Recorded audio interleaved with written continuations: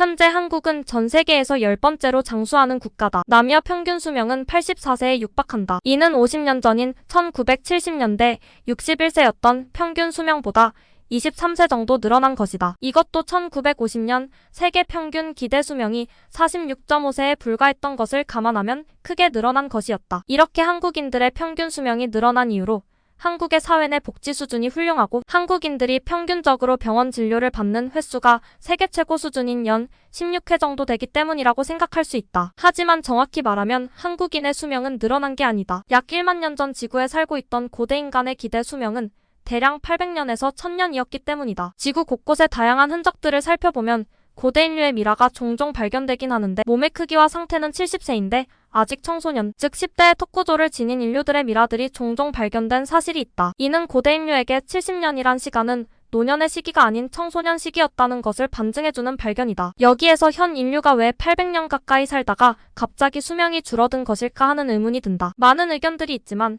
가장 일리 있는 것은 대홍수 사건과 관련하여 지구 내 서식 환경이 큰 변화가 발생했다는 주장이다. 지질학자들은 수천 년 전 전 세계적인 대홍수가 일어났고 이에 대한 근거로 그랜드 캐년의 지질학적 특이점과 이곳에서 광범위하게 발견되는 해저 생물 화석과 조개류들을 증거로 제시한다. 물론 대홍수의 흔적은 그랜드 캐년 말고도 전 세계 다양한 국가에서 발견된 바 있다. 그렇다면 지구 전체를 다 덮을 만큼의 엄청난 양의 물이 과연 어디서 온 것이냐는 질문이 나오게 되는데 이게 우주 공간에서 왔든 땅속에서 왔든지 간에 어디서 온 건지는 중요하지 않다. 다만 어쨌든 대홍수가 발생했다는 것은 지질학적 증거가 남아있고 따라서 대홍수로 이로 인해 지구 내 서식 환경에 큰 변화가 발생했다는 것을 유추할 수 있기 때문이다. 그럼 어떤 서식 환경의 변화가 온 것이냐? 쉽게 설명하자면 최근 농촌에 대형 비닐하우스들이 생겨나고 있는데 사이즈는 축구 경기장만 하고 아주 튼튼한 비닐로 만들어져 이 안에서 1년 내내 춥지도 덥지도 않는 평온한 날씨를 조성하여 작물을 재배할 수 있다. 평균적으로 밖의 날씨보다 13도 정도 낮게 온도를 유지할 수 있고 병충해의 문제 또한 없기 때문에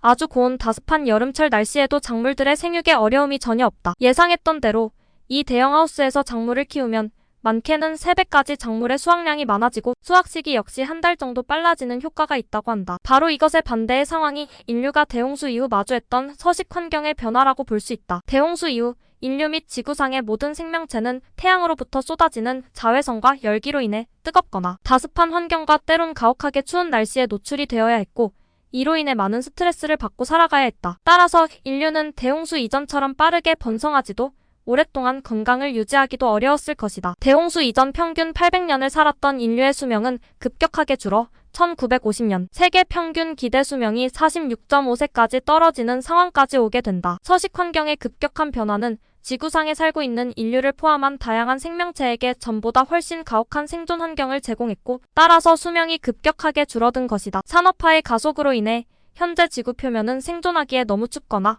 덥거나 가뭄이 심하거나 습한 환경으로 변하였다. 부안에서 발생한 잼버리 사건을 봐도 지금 우리가 마주하는 폭염이 살인적인 날씨라는 것을 알 수 있다. 그늘막을 해도 그 아래에서 사람이 쓰러질 정도로 뜨거운 열기와 자외선은 전지구적으로 발생하고 있는 지구 온난화의 추세와 더불어 더욱 가혹하게 인류와 모든 생명체에게 고통을 주고 있다. 이로 인해 특정 국가의 국민들의 평균 수명은 오히려 깎여지고 있는데 실제로 인도나 인도네시아, 방글라데시, 네팔인들의 평균 수명은 5년에서 9년 정도 단축되어 65세까지 떨어지고 있다고 보고되고 있다. 대홍수 이전의 지구는 대형 비닐하우스와 같았고 그 안에서 인류는 건강하며 길고 오랫동안 서식할 수 있었지만 대홍수 이후 급격히 발생한 서식 환경의 변화는 인간의 수명을 급속도로 짧게 줄여버렸던 것이다. 그렇다면 현 인류는 다시 500살 이상을 살 수 있게 될까? 반드시 그렇게 될 것이다. 한국의 기대 수명은 지난 50년 동안 무려 20년이나 회복했다. 물론 그때 당시는 AI 인공지능을 통해서 과학과 컴퓨터 데이터가 융합하여 데이터, 과학으로 합쳐진 현대사회와 같은 고도의 기술이 없었다. 단지 사회복지와 의료진료와 같은 기본적인 사회 인프라를 제공했는데도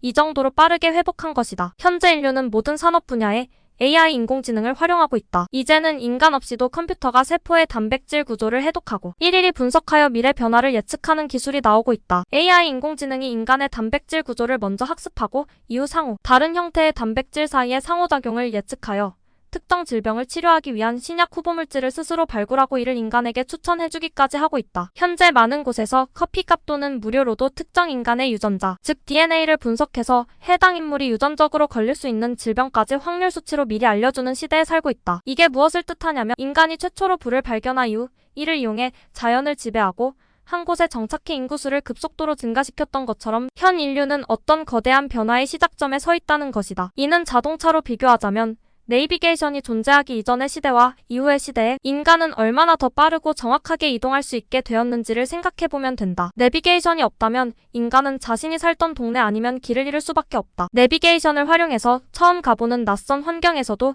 길을 잃지 않고 자신의 근처의 핫한 지역 맛집까지 누구든지 쉽게 찾아갈 수 있는 문명의 혜택을 누리게 된 것이다. 영노화의 길, 즉 현 인류는 잃어버렸던 원래의 수명을 되찾기 위한 여정을 시작했고 전 세계적으로 애플, 구글과 같은 큰 기업들과 미국, 영국 등 가장 부강한 나라들이 인류의 수명 연장을 위한 영노화, 물질을 더 빠르게 시장에 내놓기 위해서 엄청나게 많은 연구 결과들을 쏟아내고 있다. 어딘가에서는 유전자 가위를 찾아 세포 속 유전자의 특정 염기 서열만을 원하는 대로 자르고 편집하는 데 성공했고 또 어떤 이들은 야마나카 신야물질을 사용해 53세 여성의 얼굴 피부를 23세로 완전하게 젊게 만들어내는 것을 성공하기도 했으며 어딘가에서는 이런 세포의 영노화의 과정에서 발생할 수 있는 암세포로의 변이가 발생할 확률 자체를 억제하는 기술을 발견하기도 했다. 누군가는 향후 10년에서 15년 사이에 인류는 영노화 물질을 신약으로 사먹을 수 있는 시대에 도달할 것이라고 이미 말하고 있다. 따라서 현 인류는 이제 준비해야 한다. 이제 곧 대부분의 모든 인간은